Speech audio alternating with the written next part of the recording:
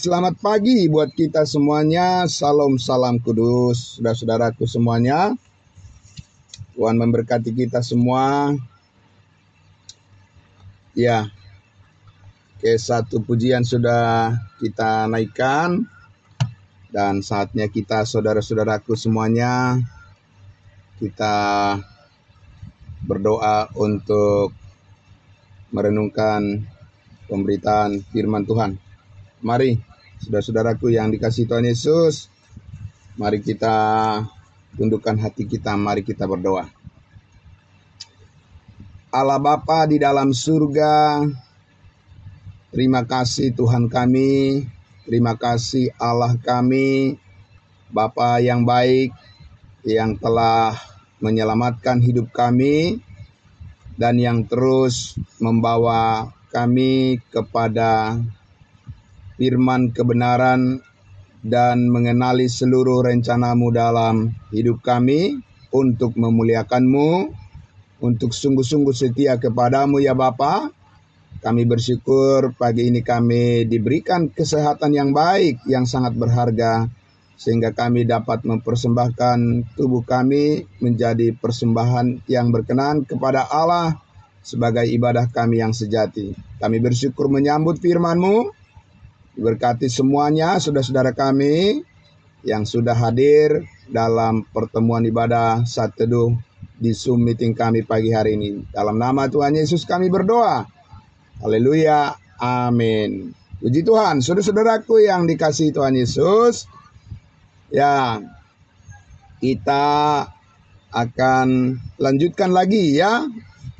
Hari Sabtu kemarin ada satu hal yang sangat menarik dari kata-kata firman yang disampaikan oleh Rasul Paulus di Galatia pasal 2, khususnya di ayatnya yang ke-17 ya. Jadi ini memang Bapak Ibu Saudara, ada kata-kata yang segar yang Tuhan nyatakan di dalam firman-Nya untuk membangkitkan semangat kita melihat hal-hal yang baru ya, melihat hal-hal yang baru melalui pemahaman kita dengan melihat konteks-konteks daripada pernyataan firman Tuhan dari setiap ayat yang kita telusuri. Ya, Bapak Ibu Saudaraku yang dikasihi Tuhan Yesus, maka saya mengajak kita kembali untuk membaca lagi dari ayatnya yang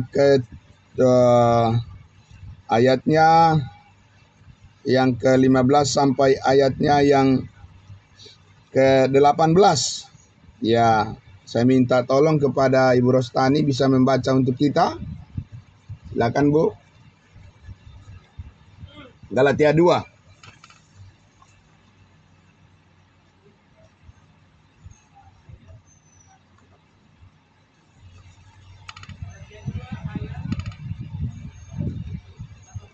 Ayat 15 sampai ayatnya yang ke-18.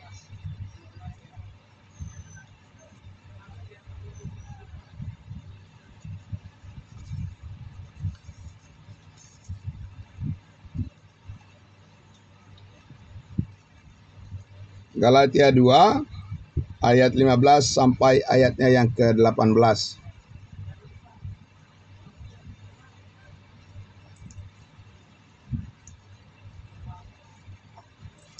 Oke.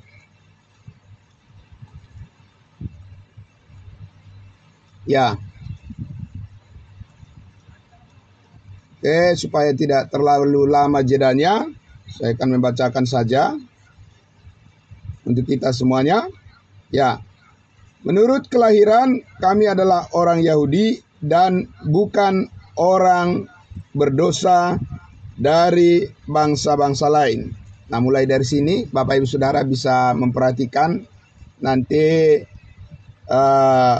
pernyataan di ayat 17 di mana di situ ada semacam keberatan yang disampaikan ya. Keberatan yang disampaikan tentang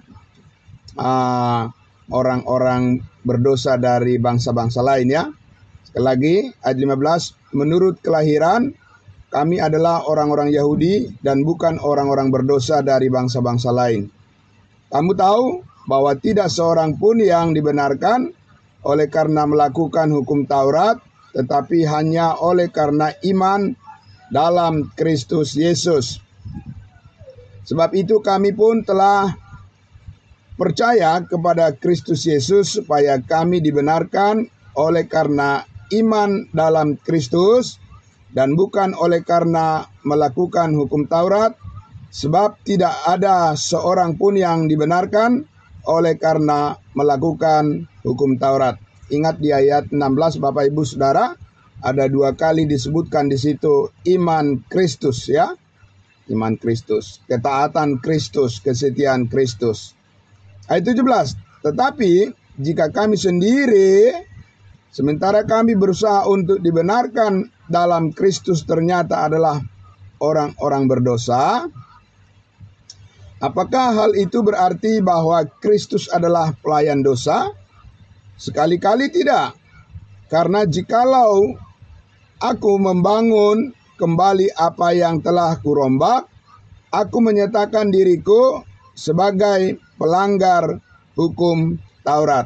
Nah Bapak Ibu Saudara, ayat 18 dikatakan, karena jikalau aku membangun kembali apa yang telah kurombak, aku menyatakan diriku sebagai pelanggar hukum Taurat. Nah Bapak Ibu Saudara, apa maksudnya di sini Bapak Ibu Saudara? Paulus mengatakan bahwa jikalau dia merombak di ayat 18, membangun kembali apa yang telah kurombak. Apa yang telah dirombak Bapak Ibu Saudara? Saudaraku yang dikasihi Tuhan Yesus, Paulus di sini kembali berbicara meneruskan lagi ya apa yang disampaikannya dengan tegas kepada Petrus dalam pertemuan mereka di Antiokhia, di mana Petrus sendiri sudah tahu bahwa dia katakan hari Sabtu kemarin saya sudah sampaikan Bapak Ibu Saudara bahwa Petrus sendiri sudah menyatakan di dalam persidangan di Yerusalem bahwa hukum Taurat itu adalah sesuatu yang dianggap kuk, yang tidak dapat dipikul oleh orang Israel dan nenek moyang mereka. Jadi Petrus, Bapak Ibu Saudara, sudah tahu hal itu, sudah mengetahui bahwa tidak mungkin bisa diteruskan hukum Taurat itu sebagai patokan atau sebagai cara hidup yang diharuskan bagi bangsa-bangsa lain, ya. Tetapi ketika dia berkunjung ke jemaat kudus di Antiokhia di bangsa lain, kemudian Petrus ini kembali lagi dipengaruhi oleh motivasi bagaimana supaya bangsa lain itu dipaksakan untuk mengikuti hukum Taurat lagi. Nah Bapak Ibu Saudaraku yang dikasihi Tuhan Yesus, sekarang Paulus mengatakan di ayatnya yang ke-17, tetapi jika kami sendiri sementara kami berusaha untuk dibenarkan dalam Kristus ternyata adalah orang-orang berdosa, apakah hal itu berarti bahwa Kristus adalah pelayan dosa? Sekali-kali tidak. Nah sekarang ada orang yang mengatakan bahwa bagaimana Kristus bisa menerima orang-orang dari bangsa lain yang berdosa? Mereka bukan bagian dari bangsa pilihan. Mereka bukan dari orang-orang yang diperuntukkan perjanjian-perjanjian nenek moyang bangsa Israel, Abraham, Ishak, dan Yakub. Jadi bagaimana mereka bisa dibenarkan sementara mereka bukanlah bagian dari orang-orang yang mendapat bagian dalam perjanjian atau covenant Israel. Nah, Bapak Ibu Saudaraku yang dikasihi Tuhan Yesus, disitulah Paulus menjelaskan bahwa saudara-saudara, Kristus telah merombak. Nah, ya, Kristus telah merombak program Allah dari bangsa Israel kepada bangsa Israel, dan sekarang Tuhan mempunyai program rencana yang baru, ya. Nah, bagaimana Tuhan menyatakan program dan rencana yang baru ini yang perlu dipahami oleh orang-orang Yahudi maupun orang-orang dari bangsa-bangsa lain. Nah, saudara, apa yang dirombak, yang dimaksud Paulus di sini, apa yang diruntuhkan, apa yang dirubuhkan, sehingga tidak boleh dibangun lagi. Nah, ini yang perlu kita lihat dulu di dalam Efesus pasal 2 ayatnya yang ke Efesus pasal 2. Kita lihat lagi di ayatnya. Mulai kita baca saja dari ayat 11, Bapak Ibu Saudara. Ya, Efesus pasal 2 mulai dari ayat 11. Tapi nanti kita akan melihat kata-kata perombakan ini, ya, perombakan ini akan kita lihat ya di ayatnya yang ke-15, Efesus pasal 2. Tapi kita lihat dulu latar belakangnya. Latar belakang daripada orang-orang berdosa dari bangsa-bangsa lain itu, Bapak Ibu Saudara. Bagaimana ceritanya? Ya, bagaimana ceritanya kok bisa Tuhan menerima orang-orang dari bangsa-bangsa lain sementara mereka bukan bagian dari perjanjian atau covenant Israel, ya. Oke, kita lihat di ayatnya yang ke-11. Ya, saya akan membaca untuk kita, Bapak Ibu Saudara. Ya.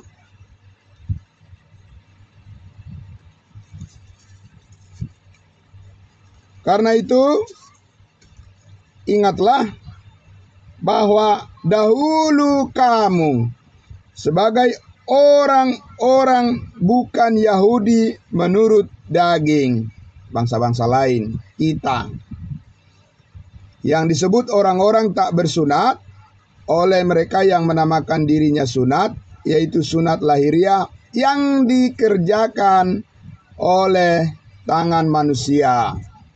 Itu sunat yang dikerjakan oleh tangan manusia adalah sunat yang diwariskan kepada keturunan Abraham, Ishak dan Yakub, yaitu bangsa Israel.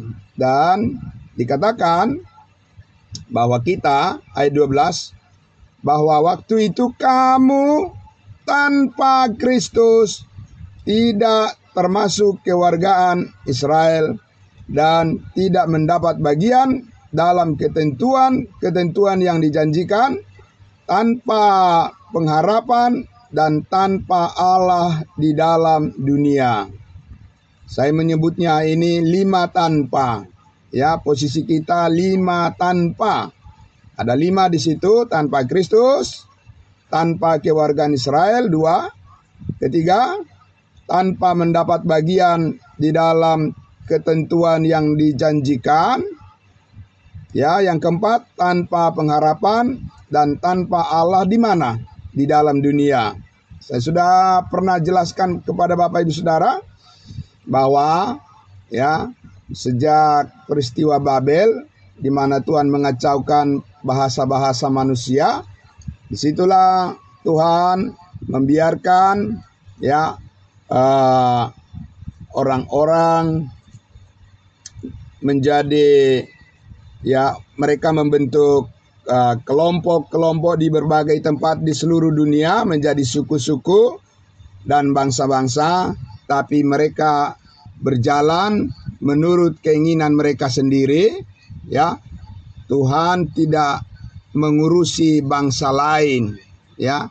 Jadi Tuhan hanya mengurusi bangsa Israel sesudah Tuhan memanggil Abraham menjadi penerima janji, ya, penerima janji Allah.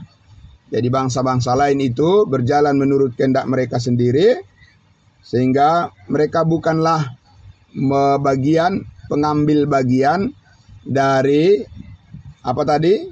Dikatakan mereka tidak mendapat bagian dalam Kristus, tidak mendapat bagian dalam kewargaan Israel, tidak mendapat bagian dalam ketentuan atau covenant Allah kepada Israel, juga tidak mempunyai harapan dan tanpa Allah di dalam dunia. Jadi Bapak Ibu Saudaraku, di sini kita lihat Paulus ingin menggambarkan betapa malangnya nasib daripada bangsa-bangsa lain, yaitu kita dulu. Amin. Dulu. Supaya apa ini Bapak Ibu Saudara? Supaya kita bisa menghargai kasih karunia Allah yang diberikan kepada kita saat ini. Supaya kita, bangsa-bangsa lain, jangan menyia-nyiakan waktu yang diberikan oleh Tuhan. Ya, saat ini, di mana kasih karunia-Nya diberikan oleh Tuhan secara cuma-cuma kepada setiap orang yang percaya. Nah, sekarang Bapak Ibu Saudara, peristiwa atau skenario Allah dalam rencananya untuk menerima bangsa-bangsa lain yang tanpa Allah, tanpa Kristus, tanpa Israel, tanpa mendapat perjanjian, tanpa pengharapan, dan tanpa Allah di dunia, itu bagaimana ceritanya? Ya, mereka kan bangsa-bangsa lain itu kan orang-orang berdosa. Ya, mereka tidak diperhitungkan.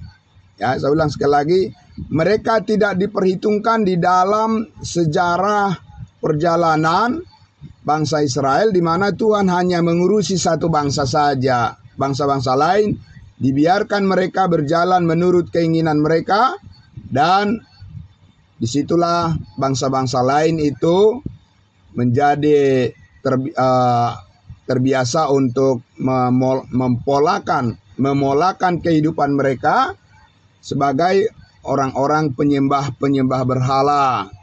Tanya kita tidak heran Bapak Ibu Saudara, di berbagai suku bangsa di dunia ini banyak sekali cara-cara penyembahan berhala, dan itu mereka pelajari dari dulu selama Tuhan masih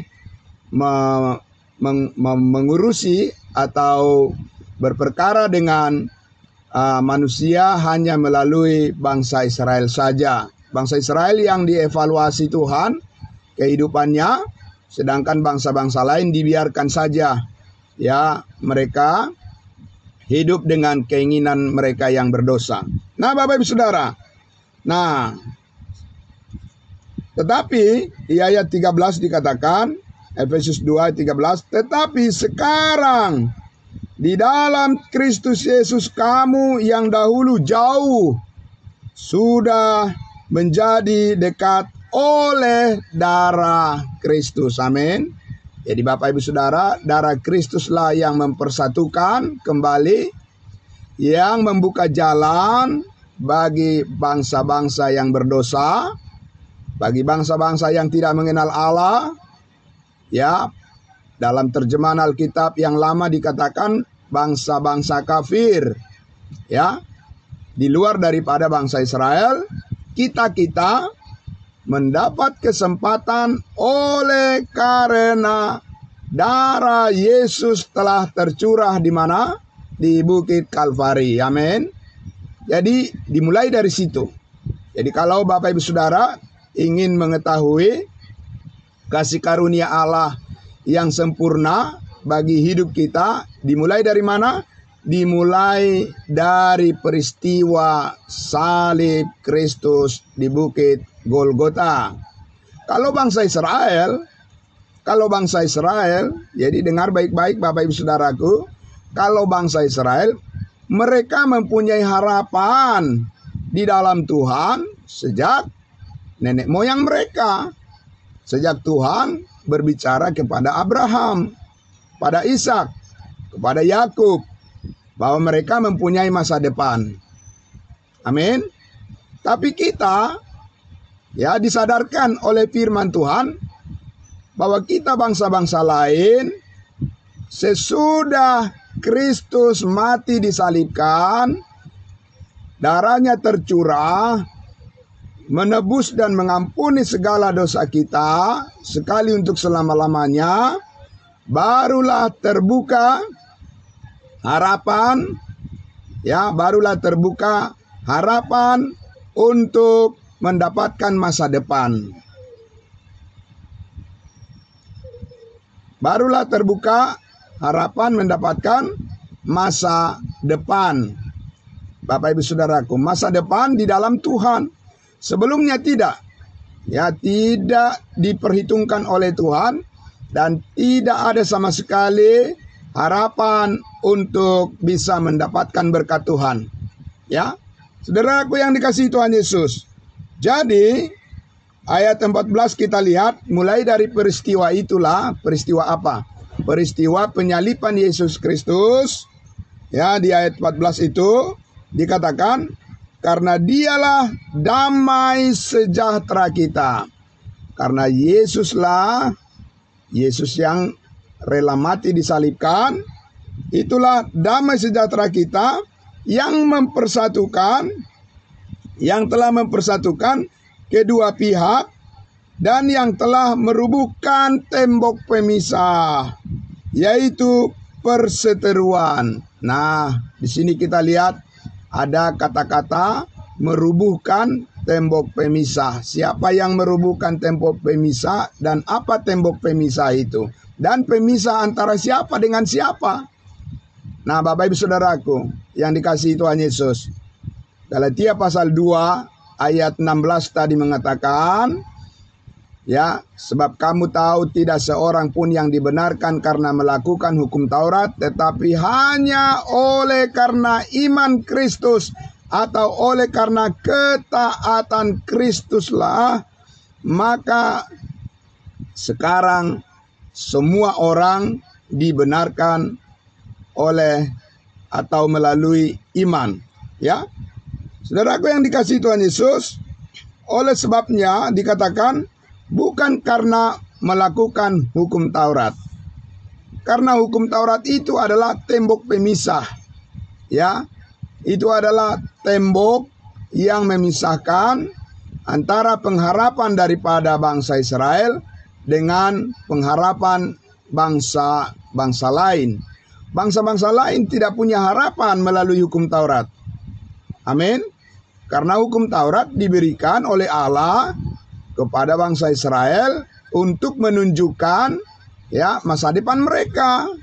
Bapak Ibu Saudara, ya, bahwa melalui hukum Taurat Tuhan menunjukkan ya berkat-berkat kerajaan sorga di bumi bagi bangsa Israel.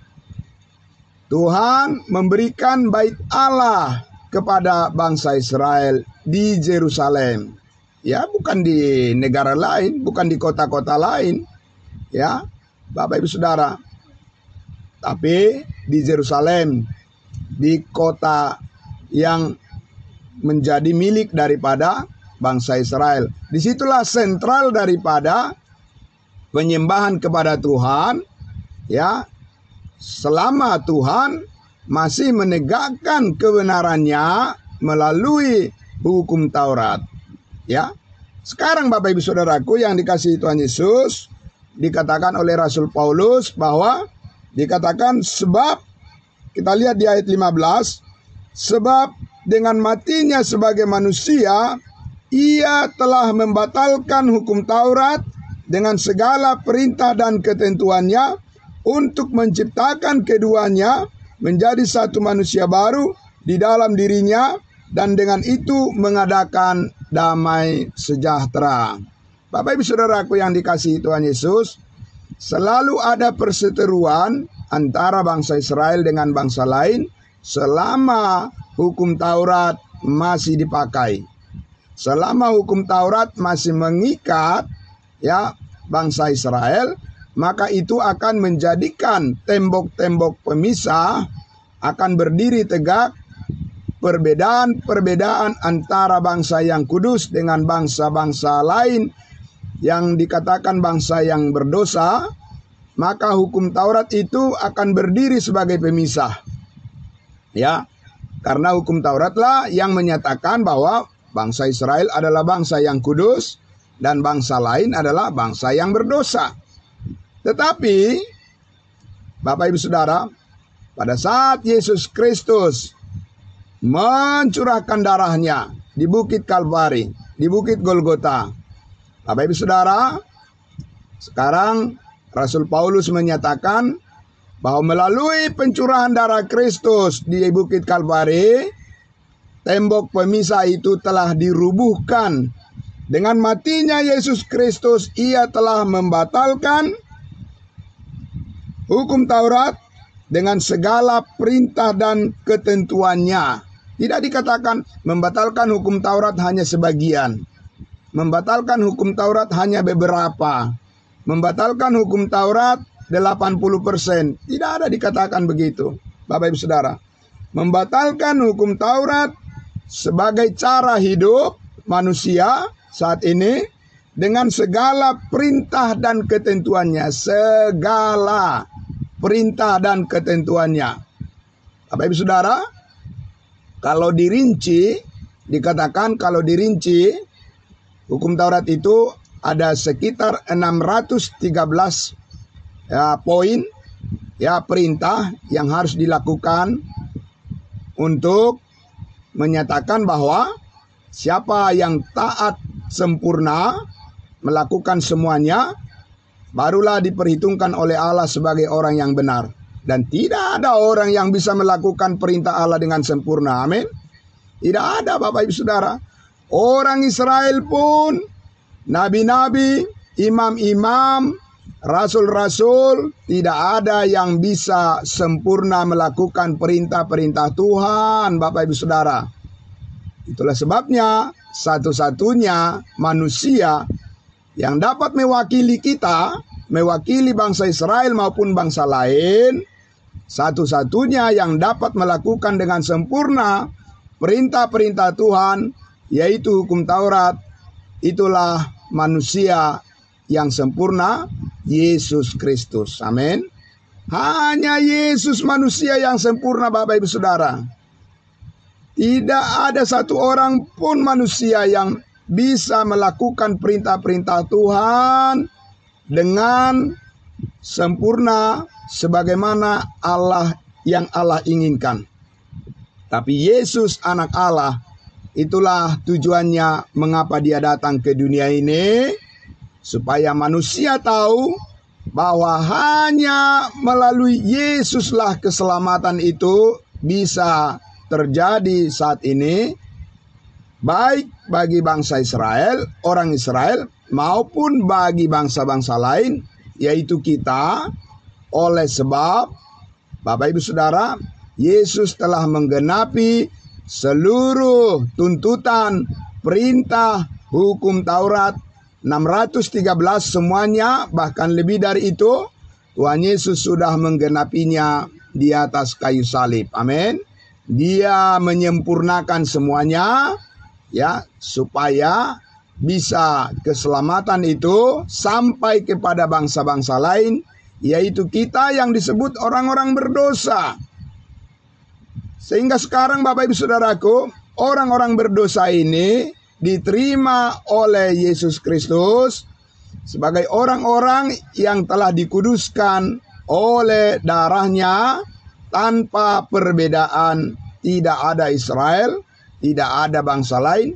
Bapak Ibu Saudara, tidak ada orang bersunat, tidak ada orang yang tidak bersunat. Sekarang ini kita semua yang percaya telah dipersatukan di dalam tubuh Kristus yang kudus, yang ditebus oleh darah Yesus melalui darahnya, dan kita semua mendapat bagian di dalam kekudusan Kristus, dan kita semua adalah pewaris sorga sekali untuk selama-lamanya. Bapak Ibu Saudaraku yang dikasihi Tuhan Yesus, ya, jadi mengapa Paulus tadi menekankan bahwa, ya, Dia katakan, kalau aku bangun kembali apa yang telah dirubuhkan, ya, apa yang telah dibatalkan dibangun kembali, yaitu hukum Taurat.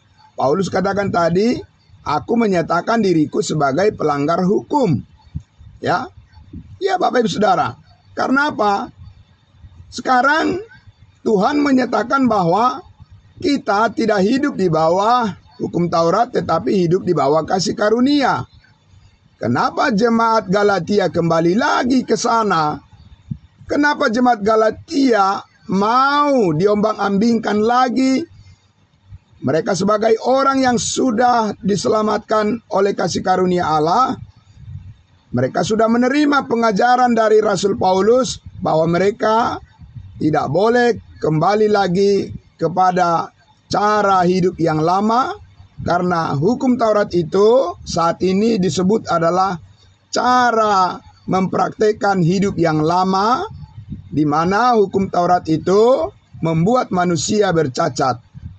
Hukum Taurat itu menunjukkan bahwa manusia berdosa, tapi kasih karunia menunjukkan bahwa kita adalah orang-orang kudusnya Tuhan. Amin. Karena kasih karunia mengaruniakan kekudusan Kristus kepada setiap orang yang percaya, sedangkan hukum Taurat itu menghukum orang-orang yang berdosa, sebab kalau salah satu perbuatan manusia, maka hukum Taurat mengatakan kamu adalah orang berdosa dan upah dosa adalah maut. Jadi Bapak Ibu Saudaraku, Paulus ingin menegaskan kepada jemaat Galatia, ya, bahwa jemaat Galatia itu sangat terpesona, mereka sangat kagum dengan cara hidup beragama orang Yahudi, ya, yang kelihatan sopan, kelihatan sangat tertib, mereka kelihatan sangat taat di dalam upacara-upacara, ritual-ritual mereka. Ya Bapak Ibu Saudara, kelihatan mereka sangat bersemangat di dalam menjalankan, ya, syariat agama mereka, hukum-hukum agama mereka. Jadi Bapak Ibu Saudaraku, Paulus bilang kepada jemaat Galatia, kenapa kamu ingin kembali lagi kepada tembok yang sudah dirubuhkan, kamu mendirikan lagi, karena kamu akan menjadi orang-orang yang tidak bisa menjaga kesatuan di dalam kehidupan damai sejahtera jemaat tubuh Kristus, kalau kamu menganut hukum Taurat sebagai cara hidupmu di dalam bersosial, di dalam berelasi, di dalam bersekutu, di dalam pemberitaan, dan di dalam ibadahmu, kamu akan kembali kepada kedagingan, kamu akan kembali kepada hidup lama, kamu akan menjadi rasis, kamu akan menjadi orang yang dikuasai pikiran yang diskriminatif, orang yang membeda-bedakan antara bangsa Israel yang kudus dan bangsa lain, bangsa kafir. Dari mana itu kita tahu Bapak Ibu Saudara? Banyak sekali hal yang bisa menjelaskan itu kepada kita. Dan dalam konteks yang paling dekat, di dalam Galatia pasal 2 ayat 11 sampai 14, itulah peristiwa di mana Petrus mendapat teguran yang keras dari Paulus, karena Petrus membeda-bedakan antara orang Israel dan bangsa lain, antara orang bersunat dan orang tidak bersunat, dan itu dipengaruhi oleh pikiran Petrus yang masih terikat dengan hukum Taurat. Bapak Ibu Saudara, pertanyaannya, apakah sekarang ini, di zaman sekarang ini, setelah 2000 tahun Yesus mati disalibkan, apakah ada orang yang saat ini mendirikan hukum Taurat kembali menurut cara mereka sendiri di bangsa-bangsa lain? Banyak, Bapak Ibu Saudara. Jawabannya adalah banyak sekali. Ya, yang mencoba ingin membawa, ya, hukum Taurat itu, sistem kehidupan yang lama itu, ya, ritual-ritual, upacara-upacara keagamaan, ya Bapak Ibu Saudara, ada kalau menurut hukum Taurat kan ada tanah suci, Ya kan? Bapak Ibu Saudara, ada hari suci, ada bulan suci, ada tahun suci, ya, ada benda-benda suci. Bapak Ibu Saudaraku, di dalam kasih karunia Allah saat ini, hanya manusia yang suci yang disucikan oleh Tuhan Yesus. Hanya manusia yang kudus. Tidak ada benda-benda yang kudus, Bapak Ibu Saudara, saat ini. Tidak ada tanah suci sekarang ini. Ya, manusia yang suci, semua tanah sama saja. Ya, Bapak Ibu Saudara. Ya. Jadi Bapak Ibu Saudaraku yang dikasihi Tuhan Yesus, kalau kita lihat betapa manusia itu sudah jauh menyimpang dari kehendak Allah, di mana Kristus saat ini adalah segalanya. Amin. Yesus Kristus adalah segalanya saat ini, dan di dalam Dia kita memperoleh kasih karunia Allah yang sempurna. Ya, Bapak Ibu Saudara, bukan karena ya ritual-ritual, upacara-upacara yang kita lakukan, Bapak Ibu Saudara. Saat ini di dalam Yesus kita sudah disucikan, amin. Di dalam darah Yesus kita sudah disucikan. Maka itu yang dikatakan tadi di ayatnya yang ke-13. Tetapi sekarang di dalam Kristus Yesus kamu yang dahulu jauh sudah menjadi dekat oleh darah Kristus. Darah Kristuslah yang memperdekatkan kita dan semua orang saat ini kepada kehendak Allah yang sebenarnya. Bapak Ibu Saudara, tidak ada hal-hal yang lain yang bisa diusahakan oleh manusia untuk bisa membuat manusia itu dekat kepada Tuhan. Hanya oleh darah Kristus, semua orang yang percaya ditarik menjadi dekat kepada Allah saat ini. Makanya, Bapak Ibu Saudara, kita harus memberitakan, ya, kita harus menyampaikan kepada semua orang apa yang dikerjakan oleh Kristus di atas kayu salib, di mana Dia menyatakan sudah selesai. Semuanya, apa yang menghalangi kita bertemu dengan Tuhan, itu sudah selesai dirubuhkan oleh Tuhan Yesus di atas kayu salib. Amin. Makanya sekarang dikatakan Tuhan membawa damai sejahtera. Melalui apa? Melalui hukum Taurat? Tidak. Damai sejahtera Tuhan sekarang ini disalurkan, didistribusikan, ya Bapak Ibu Saudara, dibawa jauh kepada setiap orang. Dan setiap orang yang jauh maupun dekat akan merasakan damai sejahtera Tuhan apabila dia percaya darah Kristus telah menebus, mengampuni segala dosanya, menebus hidup kita dari kesia-siaan, dan sekarang kita hidup di dalam kemuliaan bersama-sama dengan Kristus Yesus. Amin. Bapak Ibu Saudaraku yang dikasihi Tuhan Yesus, karena itulah ya Paulus mengatakan tadi, jikalau aku membangun kembali apa yang dibangun kembali, kembali lagi hidup menjalankan hukum Taurat sebagai sistem untuk mengenal Tuhan, tidak akan berhasil lagi. Karena itu sudah masa lalu. Ya, yang lama sudah berlalu. Sesungguhnya yang baru telah tiba. Kita hidup di dalam kehidupan yang baru saat ini. Amin. Dan kita tidak akan dikuasai lagi oleh dosa, karena kita tidak hidup di bawah hukum Taurat, tetapi kita hidup di bawah kasih karunia Tuhan. Kasih karunia Tuhan telah membawa kita kepada kekudusan Kristus Yesus. Amin. Sekali lagi Bapak Ibu Saudara, kuasa kasih karunia Allah, kuasa penyalipannya, kuasa kebangkitan Kristus yang telah menang, mengalahkan kuasa dosa dan maut, telah membawa kita masuk ke dalam kehidupan yang kudus, yaitu kekudusan Kristus Yesus yang sempurna. Amin. Di sanalah saudara dan saya sekarang ini sedang berada. Di sanalah saudara dan saya saat ini sedang tinggal, berada bersama-sama dengan Yesus Kristus sebagai pemimpin hidup kita. Amin. Sebagai penuntun hidup kita, Yesus yang memberkati hidup kita dengan sepenuhnya. Amin. Jadi betahlah tinggal di sana. Amin. Bapak Ibu Saudara. Itulah rumah kita bersama. Bapak Ibu Saudara. Kasih karunia adalah rumah kita bersama. Amin. Ya Bapak Ibu Saudara. Dan jemaat Galatia telah mencoba keluar dari rumah itu. Makanya Paulus mengatakan di Galatia pasal 3. Ya. Kita baca bagian yang terakhir. Ya, ayat yang terakhir pagi hari ini kita baca di Galatia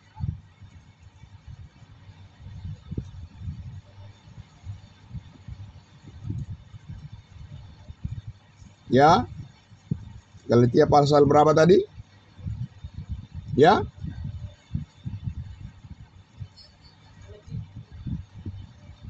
Galatia pasal 3 ayat 1. Ya, benar. Galatia pasal 3 ayat 1. Ini adalah warning. Kalau tadi di pasal 2 ayat 11 sampai 14 itu adalah warning, peringatan keras daripada Paulus kepada Petrus dan mereka yang berkumpul pada saat itu. Sekarang kita lihat ya Bapak Ibu Saudara, warning, peringatan dari Paulus kepada jemaat Galatia dan juga kepada kita saat ini. Ya, dikatakan di ayat 1 Galatia pasal 3, ya. Hai orang-orang Galatia yang bodoh. Ya, siapakah yang telah mempesona kamu? Jadi ada orang yang mempesona, yang menunjukkan cara hidup, ya, mengenal Tuhan dengan praktek-praktek keagamaan seperti orang Yahudi. Ya, menyucikan dirinya secara jasmani, membersihkan dirinya secara jasmani. Paulus katakan, itu telah mempesona kamu, membuat kamu terkagum-kagum, hai orang Galatia yang bodoh. Ya, bukankah Yesus Kristus yang disalibkan itu telah dilukiskan dengan terang di depanmu? Amin.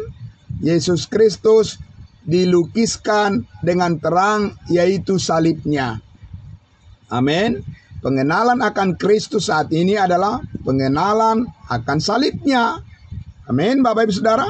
Karena di dalam salib Kristus itulah Tuhan menyatakan bahwa kita telah disucikan dari segala dosa dan kesalahan kita. Dimulai dari situ. Amin Bapak Ibu Saudara. Nah saudaraku yang dikasihi Tuhan Yesus, ayat 2 dikatakan, hanya ini yang hendak ku ketahui daripada kamu. Coba jawab, kata Paulus. Adakah kamu telah menerima Roh Kudus karena melakukan hukum Taurat? Atau karena kamu percaya kepada berita Injil? Bapak Ibu Saudaraku yang dikasihi Tuhan Yesus, karena percaya. Bukan karena melakukan. Karena dengan percaya kita dikaruniakan keselamatan hidup yang kekal dan dimeteraikan dengan Roh Kudus satu kali untuk selama-lamanya. Maka sekarang pun kita hidup berjalan berdasarkan kepercayaan yang seperti itu, mengenal Kristus lebih jauh lagi, ya, sebagai Tuhan yang memimpin hidup kita saat ini, dan dialah sumber damai sejahtera kita. Amin. Bukan karena kita berusaha menaati hukum Taurat, karena itu namanya membangun kembali tembok-tembok pemisah yang membuat orang menjadi jauh dari rencana Tuhan, jauh dari program Tuhan, jauh dari kehendak Tuhan, jauh dari perkenanan Tuhan, dan menjadi jauh dari segala berkat Tuhan. Kasih karunialah yang memperdekatkan kita kepada semua berkat Tuhan dan damai sejahteranya saat ini dan sampai selama-lamanya. Bapak Ibu Saudaraku yang dikasihi Tuhan Yesus, maka marilah saudara-saudaraku ya mengucap syukur senantiasa kepada Tuhan, dan kita senantiasa memberikan diri kita untuk diperlengkapi oleh firman Tuhan, supaya kita bisa dipakai oleh Tuhan. Kita dipakai oleh Tuhan menjadi alat kesayangannya untuk menyampaikan kebaikan Tuhan di tengah-tengah dunia ini, selagi masih ada kesempatan, karena suatu saat juga kesempatan ini akan ditutup oleh Tuhan dan tiba waktunya selesai program kasih karunia Allah, maka kita akan diangkat di awan-awan bersama dengan Kristus. Maka di dunia ini akan terjadi kekacauan dan manusia tidak bisa mendapat keselamatan semudah apa yang kita peroleh saat ini. Amin. Bapak Ibu Saudaraku yang dikasihi Tuhan Yesus, mari kita bersyukur untuk semuanya ini. Mari kita tetap menjadi orang yang rendah hati, yang mau belajar kepada Tuhan, mau belajar kepada firman-Nya, bersedia untuk menerima seluruh pengetahuan akan kebenaran, supaya hidup kita tetap setia kepada Tuhan. Amin. Tetap setia kepada kasih karunia, dan kita dipakai oleh Tuhan untuk menjadi saluran berkat bagi banyak orang. Karena itulah tujuan Tuhan memberikan kita panjang umur, diberikan kesehatan, diberikan berkat-berkat, diberikan pekerjaan, diberikan keluarga, diberikan segala sesuatu yang kita nikmati saat ini, dan akan diberikan lagi, dan Tuhan akan memberikan lagi, dan Tuhan akan mengaruniakan lagi, dan Tuhan akan menambahkan lagi segala kebaikannya kepada kita, agar kita menikmati seluruh berkat kasih karunia Allah selama kita masih diberikan kesempatan hidup di dunia ini sebelum Tuhan Yesus datang menjemput kita semuanya. Mari kita aminkan ini Bapak Ibu Saudara. Mari kita berdoa. Terima kasih Bapa di dalam surga, begitu banyak hal yang Tuhan singkapkan bagi kami, rahasia-rahasia yang membukakan pikiran dan hati kami untuk senantiasa merendahkan diri di hadapan-Mu, bahwa kasih karunia-Mu adalah segalanya bagi kami. Terima kasih Tuhan, Engkau telah merubuhkan tembok pemisah dan menjadikan damai sejahtera-Mu saat ini, oleh karena kami sangat menghargai darah Kristus Yesus Tuhan kami yang telah tertumpah menyucikan kami dari segala dosa dan kesalahan kami, dan itu adalah damai sejahtera kami, hidup di dalam ucapan syukur yang penuh kepada Tuhan di dalam segala hal, karena nama-Mu layak untuk dimuliakan, dan pakailah hidup kami untuk memuliakan-Mu ya Bapa senantiasa. Dalam nama Tuhan Yesus kami berdoa dan bersyukur. Diberkati semua saudara-saudara kami yang mendengarkan firman-Mu, baik yang ada di dalam ruangan Zoom meeting kami, maupun melalui live streaming Facebook, maupun saudara-saudara kami yang menonton melalui YouTube. Tuhan memberkati kehidupan mereka semuanya. Kami bersyukur dengan segala kelimpahan kasih karunia-Mu. Di dalam nama Tuhan Yesus kami berdoa dan bersyukur. Haleluya. Amin. Amin. Terima kasih saudara-saudaraku semuanya. Selamat pagi, Tuhan memberkati kita semua. Amin.